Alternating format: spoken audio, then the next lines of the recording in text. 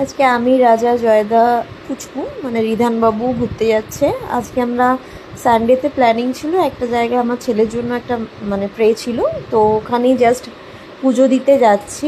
তো এটা আরামবাগের কাছাকাছি।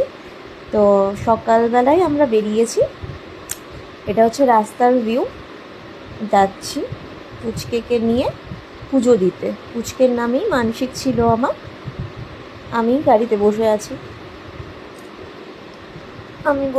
আর পুচকের বাবার কোলে আছে, দেখছে রাস্তা, একবার বাবার কোলে একবার আমার কোলে এই করছে সারা গাড়িতে।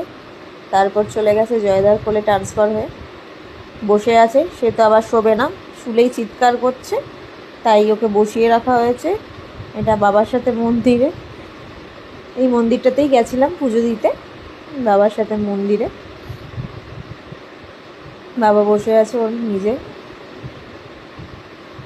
রাজা বসে আছে। এটা মন্দিরে পুজো দিচ্ছিলাম আমরা, তখনকার ছবি। মন্দিরের যিনি পুরোহিত, ওনার ওয়াইফ কোলে নিয়ে বাবুকে অনেক আদর করছিল, আর ঠাকুরের ফুল ওর মাথায় ছোঁয়ানো হলো। আমি বসে আছি মন্দিরে। তো আজকের ব্লগটা এইটুখানি, টাটা।